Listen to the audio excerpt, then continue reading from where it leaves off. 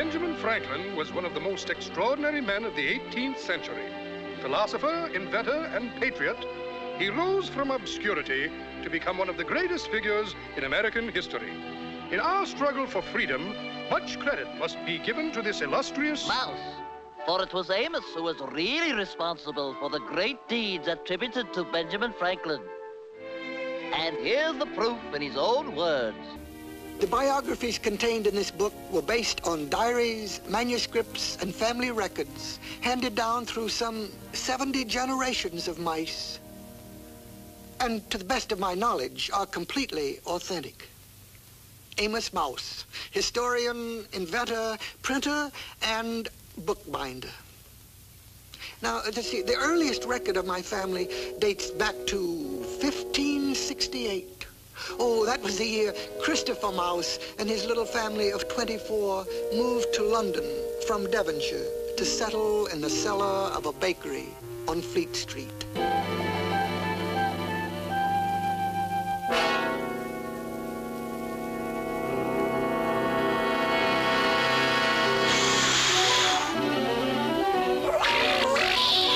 Except for the usual struggle to feed and clothe the family, nothing of consequence occurred until 1573. Then, one foggy day in November, Aramis, the adventurous older son, caused considerable excitement when he sailed across the swift and treacherous Thames River in a teacup. Oh, a navigational feat which to this day has never been equaled by a mouse. Oh, Aloysius. Aloysius was a mouse painter. Well, one of the truly talented members of our family who studied under the great Hans Holbein under the floor of the famous old master's studio, where he could observe that great craftsman's every brush stroke. Well, in time, Aloysius acquired such skill with the brush that, well, he actually surpassed his master. Well, while he never became famous, it is plain to see that the very fine detail in Holbein's canvases could only have been done by a mouse. Oh, one of the most courageous and significant of my ancestors was my great-great-great-grandfather, Jason Mouse, who was the first real champion for the rights of mice. And when the rights of mice were in greatest jeopardy, too. During the early 17th century, the cat population of London had reached alarming proportions. And the city was actually threatened by a mouse shortage. So, in 1620, Jason prepared a petition demanding all cats be caged. Well, this was ignored. So Jason smuggled his little family into a mail sack bound for the seaport of Southampton. And they sailed from England on the very first ship. Jason soon learned that all the passengers, men and mice, were all in the same boat. They were all fleeing from the persecution and tyranny of the old country. The name of their good ship was the Mayflower, which was bound for a new land called America. Finally, after a voyage of 9 weeks, they landed at a place called Plymouth Rock, and a new life in a new land was begun. At last, they were free. Free? Oh, well. Oh, and now, you see, this is my own life story, which I call Ben and Me, a title which I'm sure will explain itself. I was born and raised in Philadelphia, in the old church on 2nd Street. Our home was in the vestry, behind the paneling. There were 26 children in the family, and with that many mouths to feed, we were naturally quite poor. In fact, as poor as church mice. And since I was the oldest, I determined to set out into the world and make my own way. If I was successful, I could help the others. But In any case, there'd be one less mouse to feed. It was the winter of 1745, and these were desperate times. Jobs were scarce, especially for a mouse, for we were a downtrodden race.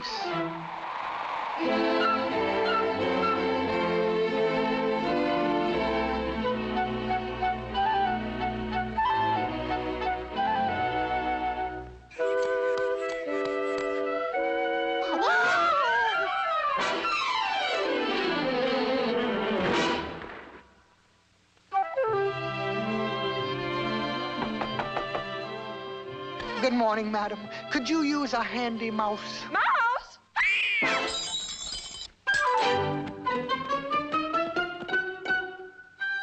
By nightfall, I was becoming desperate.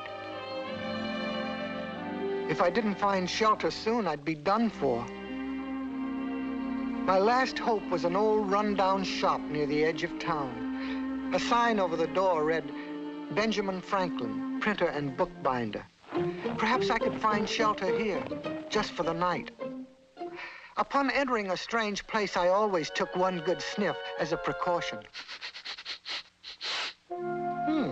Printer's ink, fresh paper, old books, and no cats.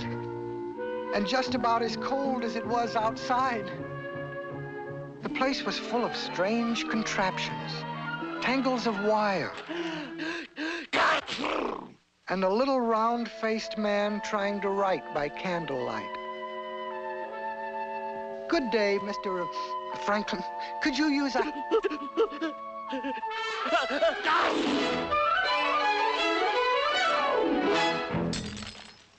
Oh, dear, don't tell me.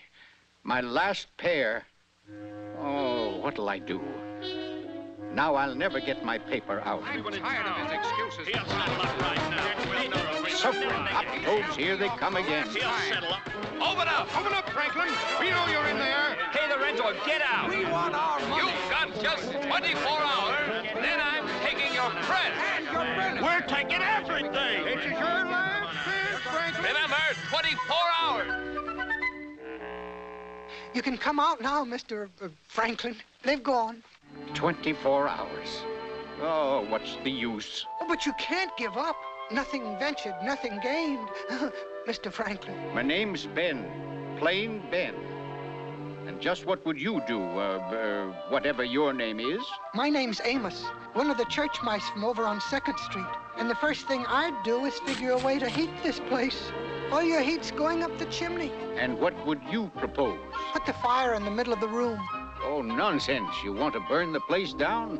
Make something out of iron to put it in. Say, that might be an idea.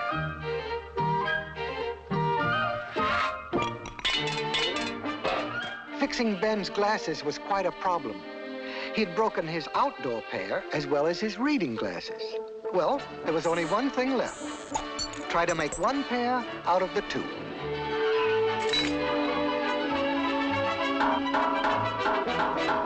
Let me see now. If I put...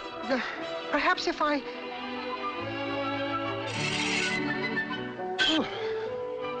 Yes.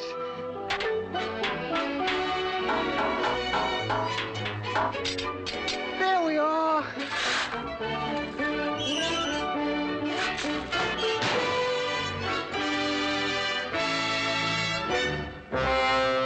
Amos!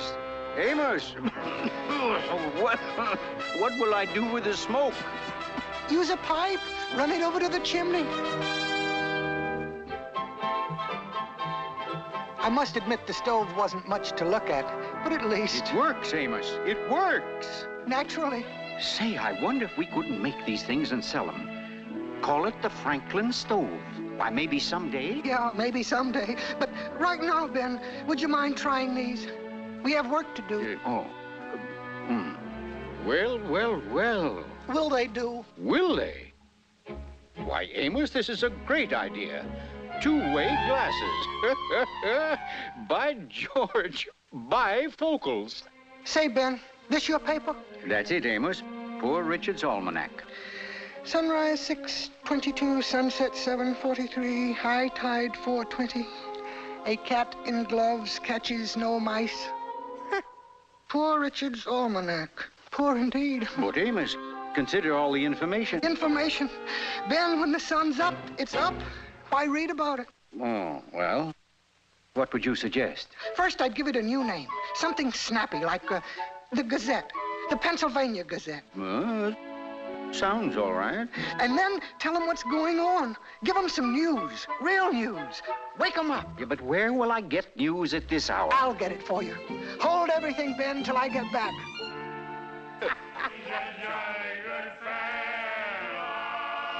Which nobody can deny.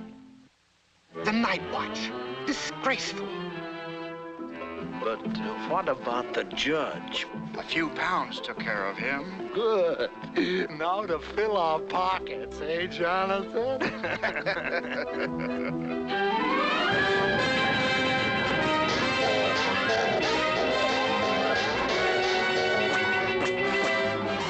And due to our inadequate fire department, the building was a total loss. Damage estimated at 490 pounds, 12 shillings, 6 pence. Got that, Ben? Right, Amos. Then let's go to press. Lowercase t. Lowercase t. Uppercase s. Uppercase A. Uppercase a. Uppercase A. Lowercase t. Lowercase t. Uppercase s. Uppercase A. Space. Space. Space. Space. Semicolon. Semicolon. Another space. Yes, Uppercase r. Lowercase o. Uppercase t. Lowercase t. Space. Space. Upper e. Upper E. Lower r. Lower.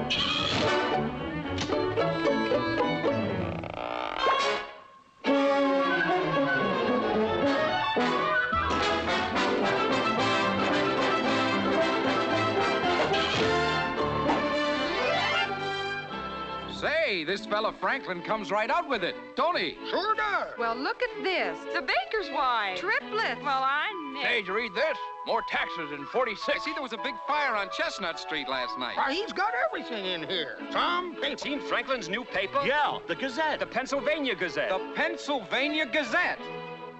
By evening, everyone in Philadelphia was reading the Gazette. Well, Amos, we're a success. What a day. What a day. Yes, Ben. Oh, what a day. Now I can pay my bills and you can have cheese. Cheese. Good night, Ben. Good night, Amos. Whenever Ben appeared in public, he kept me under his hat. There was a small door in the front so I could step out on the brim.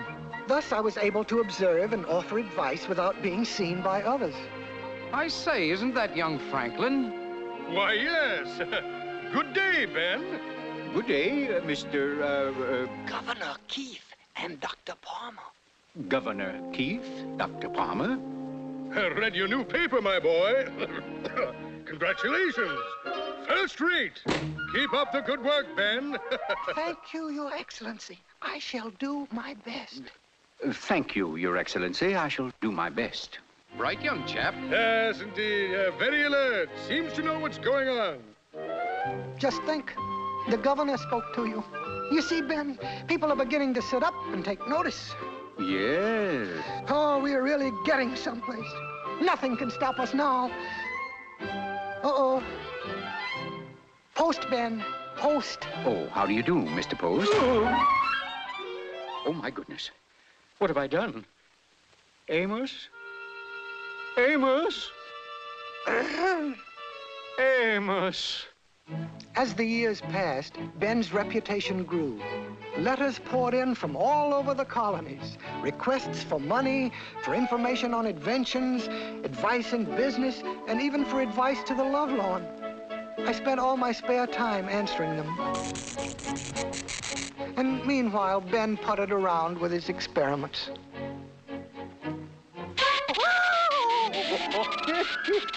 Oh, Amos, you should have seen yourself. That was the funniest. Amos, where are you going? I'm leaving. Leaving? Oh, Amos, now can't you take a little joke? Joke? You call this a joke? Oh, but Amos, I didn't mean it. Now, please don't go. I'll never do it again. Well, no more tricks now. Promise? Yeah, I promise. It was shortly thereafter that Ben took up kite flying. To the framework of his largest kite, he fastened a small box, for it was his idea that I become the world's first flying reporter. I was so enthralled with the spectacle spread out below that I failed to notice a sharp-pointed wire fixed to the kite just above my head. I was the victim of a plot.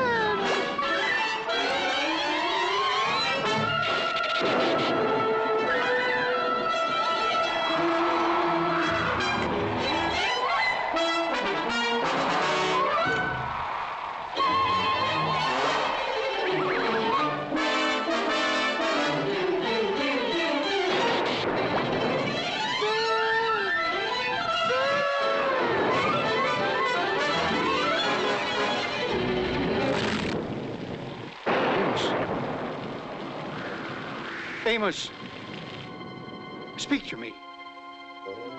Was it electricity? Was it electricity? Was it electricity? Goodbye. Goodbye and forever. Please, Amos, wait. Amos! Amos!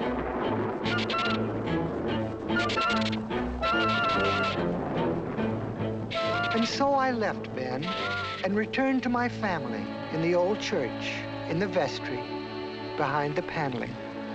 The years that followed were troubled ones.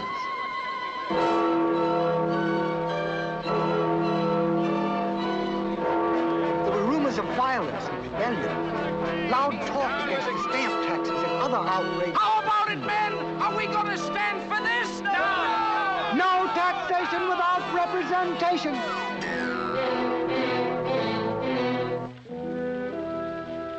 It was during this crisis that Ben was chosen to go to England to lay our case before the king. And now all the colonies anxiously awaited his return.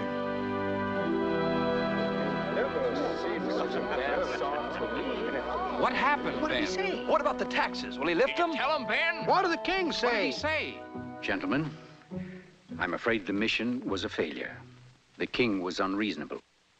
He wouldn't listen. All right, then. We'll fight for our independence. It has to be war. He's right. He sure War? But, gentlemen, there must be some other way. Some other way? What way? No, we've got to fight. But what if we lose? Why, we'll hang for treason. What'll we do, Ben? Yes, what'll we do? What'll we do? If I only knew. If I only knew. Poor Ben. I couldn't help feeling sorry for him. It was a heavy responsibility. I could help him. I knew I could. But no. I couldn't go back. After all, a mouse has a little pride. It was a night in the summer of 1776 that I was awakened by a voice calling my name. Amos! Amos!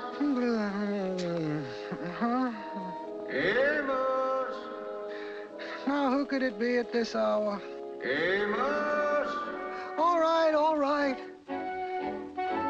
Ben! Amos! Well, what do you want? Well, I've come to ask if... Oh, Amos, come back to me. Would you, please? Out of the question. Oh, please, Amos. Consider your country. My country? Yes, Amos. There are big decisions to be made. I know, Ben. I know all about it. I need you, Amos. You've just got to come back. On my own terms? Yes, Amos, yes. If I draw up an agreement, will you sign it? I'll sign it, Amos. I'll sign anything. Very well. You shall have the agreement first thing in the morning. And wherefore? And where to? So many twos in it. Will not tolerate. Will not tolerate. Yes, whereas the conditions is a binding. Absolutely binding. B-I-N-D-I-N-G.